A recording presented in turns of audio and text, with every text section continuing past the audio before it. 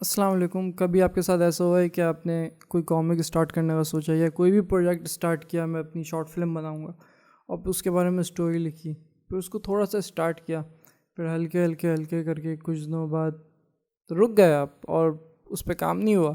इसकी दो बड़ी वजह ये होती है कि टालने की आदत यानी प्रोक्रेस्टिनेशन कर रहे हैं, या फिर दूसरी बड़ी वजह होती है परफेक्ट चीज़ बनाने का डर कि परफेक्ट बनेगी या नहीं बनेगी। ये दो कॉमन होते हैं, और भी कुछ वजूहत हो सकती हैं जिस वजह से चीज़ें स्लो होती हैं। किसी भी चीज़ में डेडलाइन ज़रूरी होती है।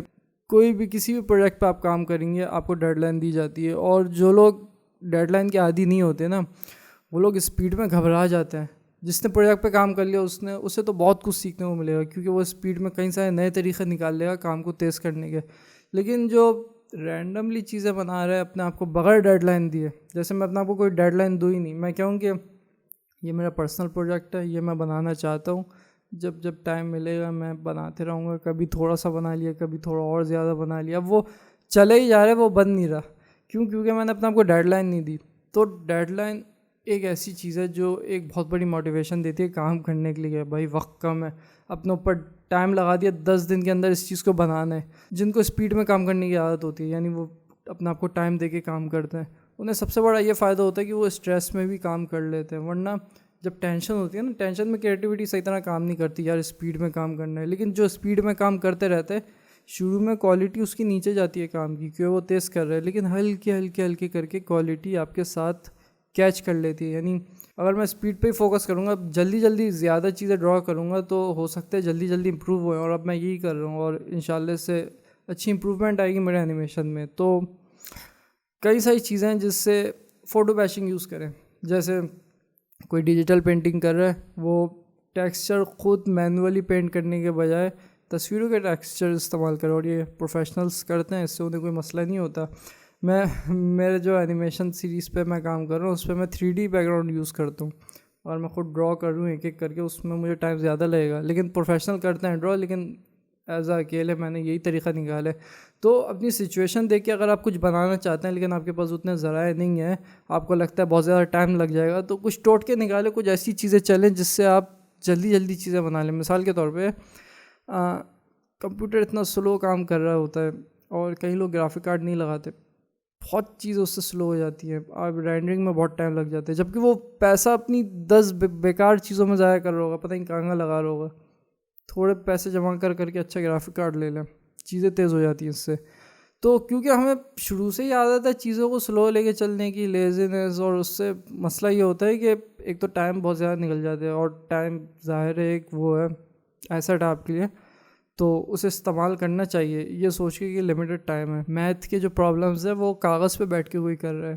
कागज़ पे बैठ के मैथ के प्रॉब्लम मुझे शुरू से समझ में ही नहीं आया, पता है क्यों? अब ऐप आ गए, अब डायरेक्ट बताएं कि इस ऐप को इस्तेमाल, अगर कोई कंपनी में या कहीं पे भी ज़रूरत पड़ गई इन फ्यूचर, वो प्रैक्टिकल लाइफ में आने के बाद वो कोई कागज़ पेंसिल लेके थोड़ी बैठेगा। शुरू से ही बता दें, हाँ भाई एग्ज़ाम में जितने क्वेश्चन हैं मोबाइल ऐप से सॉल्व करो, सही है ना? क्योंकि जब ऐप है तो उन्हें इस्तेमाल क्यों नहीं करें हम? क्यों टेबल क्यों याद करें? टेबल याद करने की ज़रूरत क्या है? टू का याद कर लिया कॉन्सेप्ट समझने के लिए, बस बाकी सारे बच्चे हो गए हैं। आप कैलकुलेटर इस्तेमाल करें, कोई मसला नहीं है इसमें। जो है आप सारे मोबाइल के एंड्रॉयड मोबाइल अब 12-13 साल के बच्चों के पास भी होता है।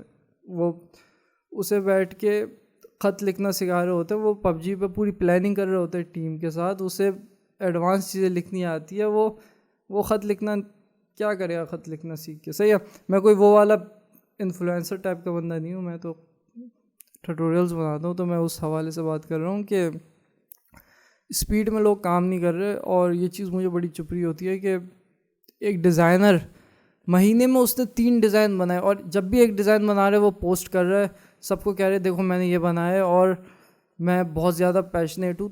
एक बंदा जो महीने में 3 डिज़ाइन बना रहा है वो पैशनेट नहीं है। महीने में जो 4 डिज़ाइन बना रहा है वो पैशनेट नहीं है। मैं जब डिज़ाइनिंग करता था, अब तो मैंने स्विच कर लिया है, लेकिन पहले जब मैं डिज़ाइनिंग करता था, दिन में पता नहीं कितने डिज़ाइन बनाता था, एक दिन में मैं।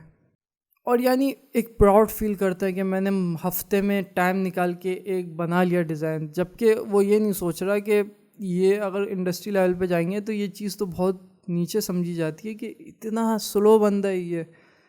जबकि मुझे पता है कई सारे लोग पार्ट टाइम जॉब करते हैं और उन्हें मुश्किल होती होगी डिज़ाइन बनाने में या जो भी उनका पैशन उन पे काम करने के लिए एनिमेशन बनाना चाहते हैं, लेकिन जो फ्री टाइम मिलता है पर उसमें नेटफ्लिक्स क्यों खोल के बैठ जाते हैं, या फिर वो फ्री अपने टाइम पे जो जब भी जॉब से या यूनिवर्सिटी से अगर कोई फ्री होता है तो बाकी जो फ्री टाइम मिलता है उसमें फिर वो एक्स्ट्रा चीज़ें जिनमें बहुत ज़्यादा टाइम लगता है वो क्यों खोल के बैठ जाता है। किसने कहा कि 3-4 साल ज़रूरी हैं? अक्सर लड़के कह रहे होते हैं कि यार मीडिया की फील्ड में एक्सपर्ट बनना है या इस सब्जेक्ट पे तुम्हें बहुत अच्छा बनना है, कम से कम 3-4 साल तो लगाने पड़ेंगे तुम्हें। तो ये कोई ज़रूरी नहीं है, यानी टाइम बेस्ड लर्निंग से ज़्यादा हमें उस पर फोकस करना चाहिए, रिज़ल्ट बेस्ड लर्निंग पे, यानी रिज़ल्ट आए उससे। सीखने वाला 1 साल में भी सीख लेते हैं और कुछ लोग 4 साल से सीख रहे हैं, उनका काम अच्छा नहीं है। मैं ऐसे लड़कों को जानता हूँ 8-9 साल हो गए ग्राफिक डिज़ाइनिंग सीख रहे हैं, अभी तक ग्राफिक डिज़ाइनिंग अच्छी नहीं हुई। इवन कि ये पता है अपना को एक बड़ा समझने का नतीजा होता है, कई लड़कों में ये नुकसान पैदा होता है। ग्राफिक डिज़ाइनिंग का ग्रुप था, उसमें ना किसी ने डिज़ाइन डाला तो उसमें बेसिक मिस्टेक्स थी, तो एक दूसरा बंदा उसका मजाक उड़ा रहा था। वो दूसरा भी बिगनर था, यानी उसके डिज़ाइन भी अच्छे नहीं थे, यानी मैंने बेसिक्स तो पता ही है, मुझे पता चल जाता है। तो एक बिगनर दूसरे बिगनर का मजाक उड़ा रहा था। फिर क्या हुआ, एक तीसरा बंदा आया, वो हल्का सा प्रो था, यानी उसका भी काम में गलतियाँ थी, यानी मुझे कलर्स की मिस्टेक दिख रही होती थी, थोड़ी सी क्रिंज आ रही होती थी उसके वर्क में भी। तो जो तीसरा बंदा आया वो उस पहले बिगनर को कह रहा है कि तुम जो वो इसका मजाक नहीं उड़ाओ, हमें बिगनर्स की रिस्पेक्ट करनी चाहिए, जबकि जो तीसरा बंदा आया था वो भी इतना कोई प्रो नहीं था।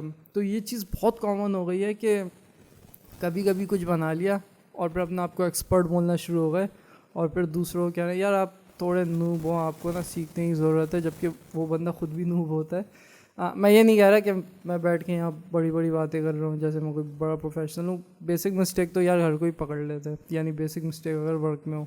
तो मैं ये कह रहा था कि ज़रूरी नहीं है 3-4 साल लगाएं, कुछ लोग 1 साल में ही बहुत ज़्यादा अच्छे हो जाते हैं, कुछ लोगों को 5 साल लग जाते हैं लेकिन फिर भी अच्छे नहीं होते, कुछ लोग जल्दी कैच करते हैं, कुछ लोग स्लो कैच करते हैं। मुझे भी 3-4 साल लगे थे अच्छा खासा इम्प्रूव करने में, लेकिन अब शुक्र है मैं बेहतरी की तरफ जा रहा हूँ।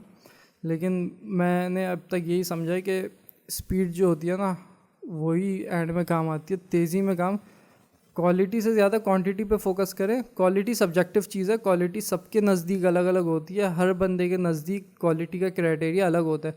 अगर आपने बहुत देर सोचा कि यार ये चीज़ें क्वालिटी वाली हैं और इन्हें ही लगता हूँ, हो सकता है फिर भी कुछ लोगों को सही ना लगे, क्योंकि क्वालिटी सबके नज़दीक अलग अलग मेयार होते हैं क्वालिटी का। तो हाँ, क्वांटिटी ऑब्जेक्टिव है, यानी ज़्यादा से ज़्यादा बना सकते हैं, इस चीज़ को आप कर सकते हैं। ज़्यादा से ज़्यादा बनाने में क्या मसला है, ज़्यादा मेहनत करनी पड़ेगी, ज़्यादा टाइम लगाना होगा, ये चीज़ मुमकिन है। लेकिन अगर आपने ये सोचा खाली क्वालिटी, तो क्वालिटी सबके नज़दीक अलग अलग होती है। हो सकता है आपको क्वालिटी प्रोड्यूस करने में बहुत मुश्किल लग जाए और आपका टाइम बहुत ज़्यादा ज़ाया हो इस चीज़ में, क्योंकि क्वालिटी का ध्यान रखना होता है। ज़ाहिर है इन दोनों को बैलेंस करने के बजाय क्वांटिटी पे ज़्यादा फोकस करने की मैं बात कर रहा हूँ, ठीक है। क्वालिटी भी आ जाती है हल्के हल्के करके, वो एक सब्जेक्टिव चीज़ है, वो वक्त के साथ साथ इम्प्रूव होगी। मेरे कहने का मकसद ये है कि इतना टाइम लग नहीं रहा जितना लगना चाहिए। जैसे अगर कोई 2 साल से गेम डेवलपमेंट पढ़ रहा है, वो कह रहा है मैं 2 साल से इस इंस्टीट्यूट में गेम डेवलपमेंट पढ़ रहा हूँ, और फिर मैं नोट कर रहा हूँ कि बीच में छुट्टियाँ बहुत आ रही हैं और 2 साल में एक 2 महीने के गैप भी आए थे, उसमें भी कुछ असाइनमेंट कर रहे हैं, कुछ नहीं कर रहा, और डेली काम भी नहीं हो रहा। साल में मुश्किल से एक गेम बनाया, वो भी बेसिक लेवल का, जो एक आम बंदा किसी ऐप से भी बना ले। और फिर हल्का फुल्का करके जब 2 साल कंप्लीट हुए, सर्टिफिकेट लेके मैं गेम डेवलपर हूँ प्रोफेशनल, मैंने पूरे 2 साल लगाए। 2 साल नहीं लगा, मुश्किल से उस पूरे 2 साल के अंदर 2-3 महीने एक तरह से काम किया, अगर सारे टाइम को समेटा जाए। बाकी सारे टाइम दूसरे काम किए, और उसमें भी काम का काम नहीं किया, यानी गेम्स बनाए नहीं। किसी चीज़ की थ्योरी हम बहुत ज़्यादा पढ़ते हैं ना, उस पर प्रैक्टिकल अगर हम काम करें, प्रैक्टिकल काम करेंगे तो उसमें हमें वो चीज़ याद होती है। वही लर्निंग का थोड़ा अच्छा तरीका है।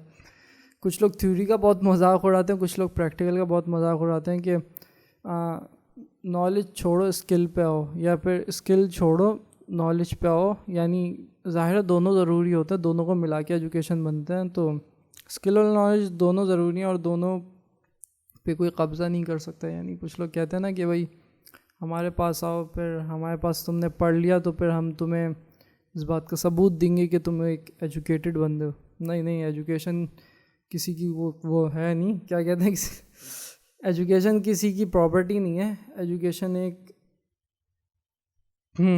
सही है ना। मैं उस टॉपिक की तरफ जाना नहीं चाह रहा। खैर, हाँ, स्पीड हमेशा जीतती है।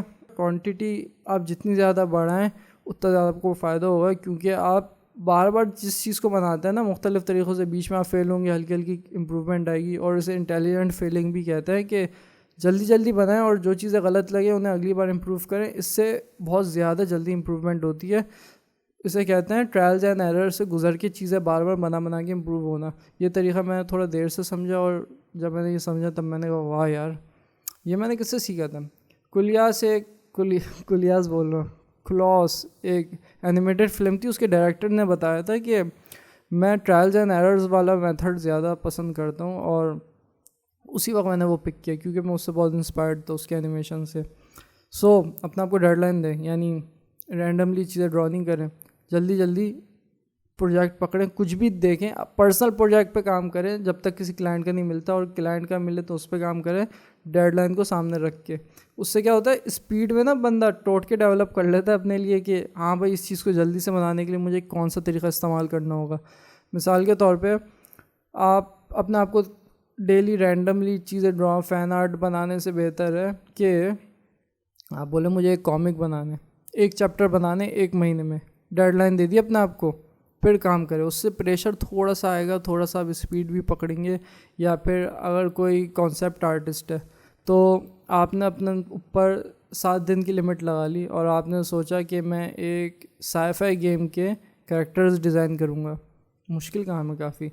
और अगर आप कोई एनिमेटर हैं तो आपने सोचा मुझे 15 दिन के अंदर 1 मिनट की शॉर्ट फिल्म बनानी है। उसमें आपको ज़ाहिर टाइम लगता है हैंड ऑन एनिमेशन में, तो उसमें आप अपने आप को ज़बरदस्ती क्वालिटी की तरफ पुश करेंगे, लेकिन टाइम को जहन में रख के। तो इस ट्रेनिंग से जो गुजरता है ना, वो स्टूडियो के लिए भी तैयार होता है और वो स्पीड भी पकड़ता है। यानी वो उन आर्टिस्ट की तरह नहीं होता वो जो बैठ के 15 घंटे लग गए और छोटी सी चीज़ बन रही है, या फिर 20 घंटे लग गए और फिर वो बना के इतना थक गए कि फिर वो पूरा हफ्ता कुछ बनाया नहीं, पूरा महीना निकल गया, फिर अगले महीने बैठे मैं चलो मैं कुछ बना लेता हूँ, फिर कुछ बना लिया। ये नहीं होता।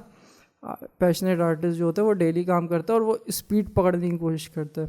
सही, हमें डेडलाइन को जहन में रखना चाहिए। जब भी हम कुछ बनाएं अपने आपको डेडलाइन दे दें कि 10 दिन के अंदर मुझे ये बनाना है या 5 दिन के अंदर मुझे ये बनाना है। इससे फ़ायदा ये होगा, आपको पता चल जाएगा कि आप इतने टाइम के अंदर इतनी चीज़ें बना लेते हैं। दूसरा फ़ायदा ये होगा कि आप स्पीड पकड़ेंगे। उम्मीद है इस वीडियो से आपको फ़ायदा हुआ होगा। मैं Syed Usman from creative green. शुक्रिया।